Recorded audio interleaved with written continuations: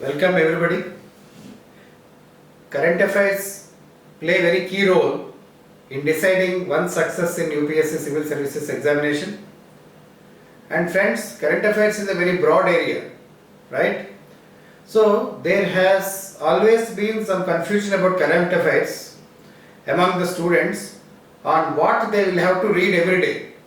In fact, though newspaper looks very attractive initially if you are reading page 3 stuff, but after a point of time it becomes burdensome, and I have known many students who do not actually know what to read in a newspaper. There are also some who spend lot of time on reading newspaper, 2, 3, 4 hours.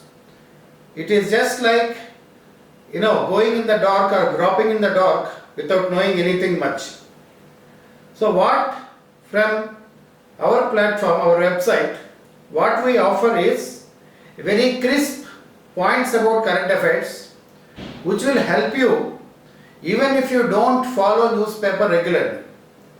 Friends, let me tell you, there is no shortcut to hard work. As a teacher, I always advise you to study newspaper, but then we need to filter out certain things. So what we are offering is, I am making a list of top 10, about 10. Sometimes there may be 5, sometimes there may be 6, 7, 10 or 15. Top 10, 15 news points every day that will keep you going, and depending on that, you would be definitely able to understand your requirements for current affairs for preliminary as well as mains examination. For example, if you see any of the day's current affairs that are regularly uploaded in our website, you will find different categories. You see finance, you see biodiversity, ecology, which is very important. You also see international relations, right? Whether Nepal is claiming some more territories from India, or US is withdrawing from Open Skies Treaty, or China is trying to impose more restrictions on Hong Kong, as you see in the news in these days. And of course, the most important aspect is policy intervention related to various measures that are being taken to control COVID-19 and tide over the economic adverse impact. RBI actions, improving state finances, or giving freebies to people like Pradhan Mantri Garib Kalyan Yojana, or imposing moratorium on equated monthly installments of all term loans, whether you take a loan or I take a loan, or some business entrepreneur will take a loan, MSME might be taking a loan, big companies will take thousands of crores, hundreds of crores. So all the loans moratorium has been waived off. So like that, what I suggest is, you should gain from the current affairs points from our website every day.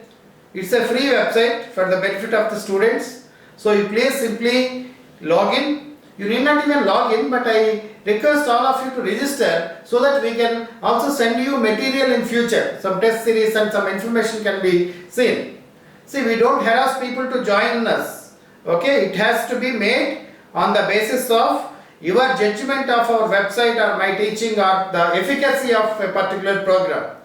So the purpose of asking you to register is to make you accessible to some of the information we are trying to share with you. For example, in a day or two, I will be presenting an exhaustive analysis on RBI's intervention on the COVID-19 issue, so that I can intimate that. Okay. So friends, I welcome all of you to the website and keenly follow current affairs which are useful for prelims and mains, and that will give you a very, very good start in the preparation. Okay, so please keep reading, please keep good understanding, and also get good ranks. Okay, thank you.